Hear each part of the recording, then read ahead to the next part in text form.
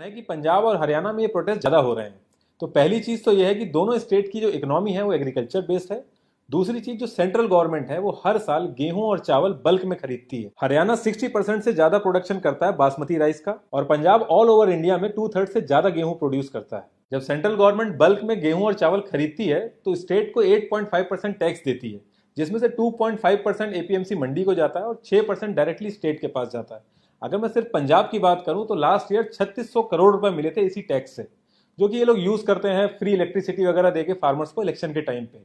तो इस बिल के आने से अब वो चीज बंद हो जाएगी। ऐसा नहीं था कि गवर्नमेंट को पता नहीं था कि कौन कौन से स्टेट में प्रोटेस्ट होंगे या किस लेवल के प्रोटेस्ट होंगे, कौन कौन पार्टी छोड़ सकता है। गवर्नमेंट को बहुत अच्छे से पता था, इसीलिए ये बिल जून में कोविड के टाइम पे लाया गया। प्रॉब्लम यह है कि हर एक पार्टी को पता है कि जो एग्रीकल्चर सेक्टर है 15% जीडीपी को कंट्रीब्यूट करता है, लेकिन अगर मॉडर्न इकोनॉमी की बात करें तो एग्रीकल्चर को हमेशा सेकेंडरी रखते हैं लोग। लेकिन उसके साथ साथ एक प्रॉब्लम यह भी रहती है कि 45% पॉपुलेशन इंडिया की डायरेक्टली एग्रीकल्चर पर डिपेंडेंट है और 15% इनडायरेक्टली डिपेंडेंट है। यानी कि कोई ट्रैक्टर की मैन्युफैक्चरिंग कर रहा है, कोई पेस्टिसाइड बना रहा है, तो 58% लोग डायरेक्टली एग्रीकल्चर पर डिपेंडेंट है।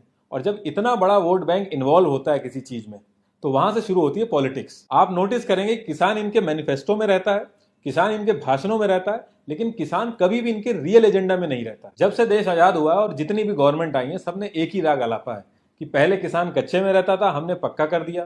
पहले वो चूल्हा जलाता था, हमने गैस दिला दी।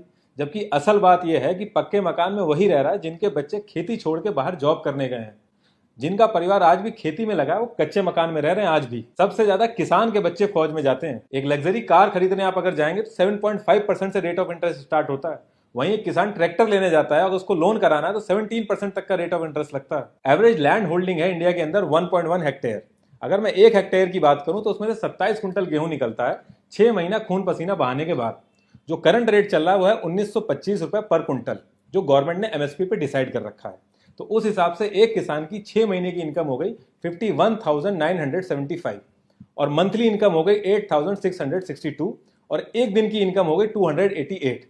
और ये एक जने की इनकम नहीं है, क्योंकि पूरा परिवार उसमें इन्वॉल्व होता है, तो ये पूरे परिवार की इनकम है। इससे ज्यादा पैसा अगर एक इंसान किसी रेलवे के जंक्शन में जाए और सिर्फ 4 ट्रेनों के अंदर चढ़ जाए और वो मांगना चालू करे तो इससे ज्यादा पैसा कमा लेगा। जब से देश आजाद हुआ है किसान की इनकम 19% बढ़ी है। मतलब आजादी के टाइम पे अगर वो 100 रुपए कमा रहा था तो आज की डेट में वो 119 रुपए कमा रहा है। वहीं एक एमपी की सैलरी 280% बढ़ी है। और अगर एक एक्स एमएलए एक्स एमपी बनता है तो वो 2-2 बार पेंशन उठाता है। एक एमपी का अगर आप सैलरी ब्रेकअप देखोगे तो पूरे साल भर में उसके ऊपर जो कॉस्ट लगती है वो 40 लाख रुपए लगती है।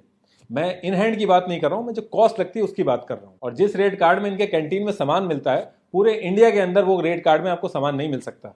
जबकि उस रेट कार्ड की असली जरूरत तो एक किसान को है, ना कि करोड़पतियों को। करंट एमएसपी अगर आप मक्के की चेक करेंगे तो 1850 रुपए पर कुंटल है। अगर वहीं मैं केजी में बात करूं तो 18 रुपए 50 पैसे पर केजी है। और आप मार्केट में रेट चेक करेंगे तो 480 रुपए पर केजी, और थोड़ा सा अगर फ्लेवर्ड में आप जाएंगे तो 700 रुपए पर केजी है।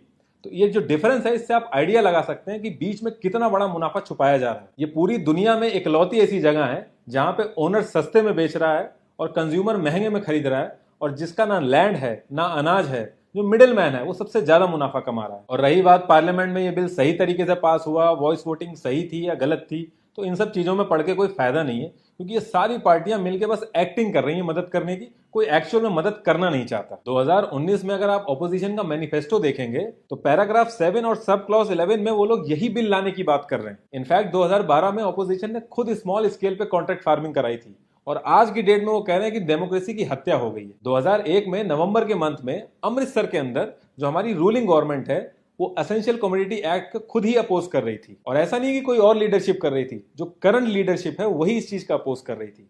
और आज की डेट में ये गेम चेंजर हो गई। किसानों की कंडीशन सही करने के लिए कोई बहुत बड़ा रॉकेट साइंस नहीं चाहिए।